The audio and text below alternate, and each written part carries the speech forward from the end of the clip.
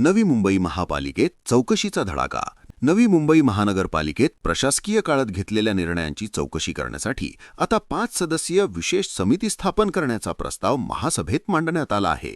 Covid काळात जेव्हा निवडणुका लांबणीवर पडल्या होत्या तेव्हा आयुक्तांनी प्रशासक म्हणून घेतलेल्या आर्थिक निर्णयांवर भाजपने गंभीर प्रश्नचिन्ह उपस्थित केले आहेत. मोठ्या प्रमाणात आर्थिक गैरव्यवहार आणि चुकीचे निर्णय झाल्याचा आरोप करत माजी खासदार संजीव नाईक यांनी स्पष्ट केले की ही समिती सर्व व्यवहारांचा सखोल आढावा घेऊन आपला अहवाल सादर करेल. ज्या कामांमध्ये अवाढव्य खर्च किंवा अनियमितता झाली आहे अशा सर्व प्रकरणांची आता कसून चौकशी केली जाणार आहे. निश्चितपणे नवी मुंबई महापालिकेची सार्वत्रिक निवडणूक जी झाली त्या निवडणुकीमध्ये माननीय गणेशजी नाईक साहेबांनी वेळोवेळी या शहराच्या एकंदरीत कारभारासंदर्भामध्ये काही विषयांवरती प्रश्नचिन्ह उपस्थित केले होते. ज्या प्रश्न संदर्भामध्ये शहराच्या लोकहितांचे जे प्रश्न होते प्रशासनानं प्रशासकीय काळामध्ये ते घेतले त्याच्याबद्दल आम्ही नक्कीच त्यांचं अभिनंदन केलेलं आहे. परंतु काही असे विषय हे प्रशासन काळामध्ये घेणे उचित नव्हते असा आमचा त्या ठिकाणी त्याला विरोध होता किंवा आमचा आक्षेप होता. तरीसुद्धा प्रशासन काळामध्ये त्या कार्याची अंमलबजावणी केल्यामुळे आमचं म्हणणं आहे की त्याची चौकशी व्हावी.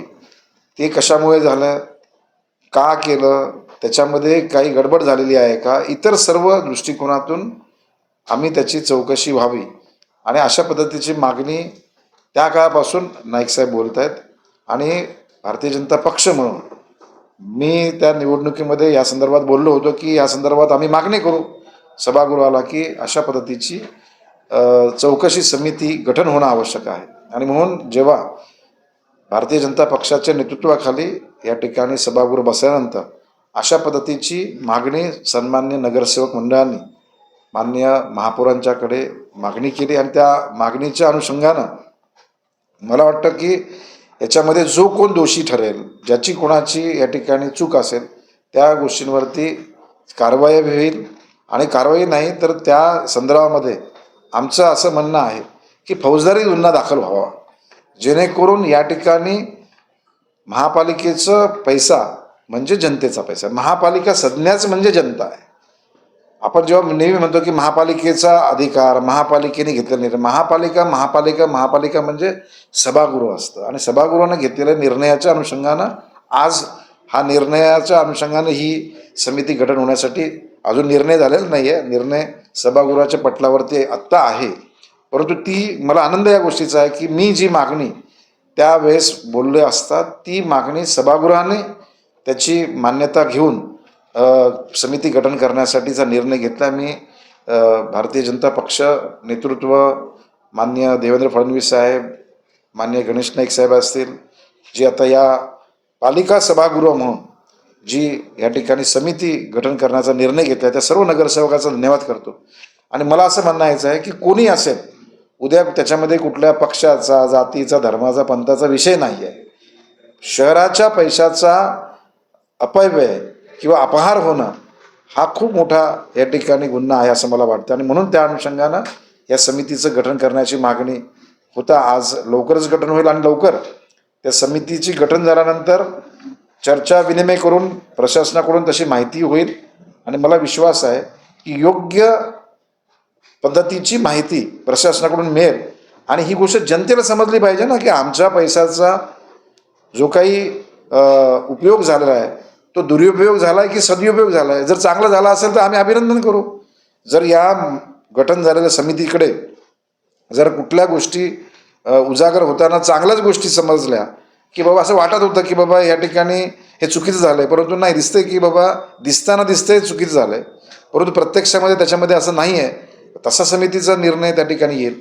परंतु आम्हाला ठाम विश्वास आहे की याच्यामध्ये चुकीच्या गोष्टी झाल्या. चुकीच्या गोष्टी झाल्याचा आमचा जो ठाम विश्वास आहे ना तो या ठिकाणी प्रत्यक्षामध्ये रूपात येण्याच्या अनुषंगाने ह्या समिती आहेत. आणि मला विश्वास आहे की आदरणीय देवेंद्र फडणवीस साहेब राज्याचे मुख्यमंत्री म्हणून योग्य निर्णय घेतील.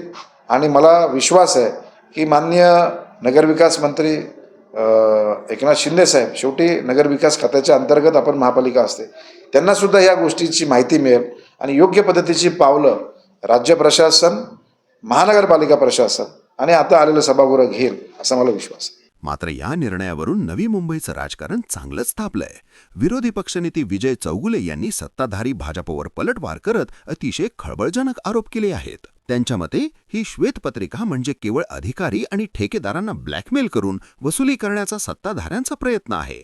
आयुक्तांच्या आणि नगरसेवकांच्या अधिकारांवर ददा आणण्याचा हा डाव असल्याचा दावाही त्यांनी केला आहे. ज्या पद्धतीने आजचं कामकाज आणि ज्या पद्धतीने त्यांनी घाईघाईमध्ये जे प्रस्ताव आणलेले होते आणि त्याच्यावरती ते जे काय गोष्टी मंजूर करून घेत होते त्या मंजूर म्हणजे असा विषय होता की आम्ही सभागृहामध्ये आम्ही जे कामकाज करू, आम्ही जे बोलू आणि त्या सभागृहातल्या आमच्या पण कामकाजावरती ते कमिटी नेमणार आणि ते कमिटी त्याच्यावरती चर्चा करणार. ही कुठली पद्धत झाली? खरं पाहिलं तर आजच्या ह्याच्यामध्ये पूर्णपणे विरोधी लोकांवरती एक दबाव, प्रशासनावरती एक दबाव हे आणून आपले पोळी भाजून घेण्याचा प्रकार आहे आणि मला तसं स्पष्ट दिसतंय. आणि ह्याच जर गोष्टी करायच्या तर मी अजून बोलतो का तर त्यांनी सांगताना बोलले की तिथं गणेश नाईक साहेब 88 वेळा पालिकेमध्ये येऊन गेले. 88 वेळा येऊन गेले तर त्यावेळेस मग काय बघितलं आणि काय केलं? या ठिकाणी तुम्हाला वाटतंय की इथं काय अमुक झालंय तमुक झालं. आज ही नगर रचनाची कमिटी बनवली, तुमची अभियंत्रीची कमिटी बनवली, आरोग्याची कमिटी बनवली, अजूनही एक दोन कमिटी बनवल्या, 4-5 कमिटी त्यांनी बनवल्या. त्या कमिटीचा उपयोग काय? जर तुम्हाला एवढंच जर वाटतंय तर तुमच्याकडे मोठ्या यंत्रणा आहेत, संपूर्ण काही तुमच्याकडे कारभार आहे, तुमच्याकडे चांगले चांगले ऑफिसर्स आहेत. माझं म्हणणं असं आहे की तुम्ही या सर्व गोष्टी RTI मधून मागवा ना. आणि त्या बाबतीत स्वतः आयुक्त सभागृहामध्ये बोलले, तुम्ही RTI मध्ये पण मागवू शकता ना. तुम्ही RTI मध्ये मागून त्याच्यावरती तुम्ही मग पूर्णपणे तज्ज्ञ लोक ठेवा तुमच्या ऑफिसमध्ये आणि तज्ज्ञ लोकांमधून RTI मधून ते सर्व माहिती घेऊन तुम्ही करा.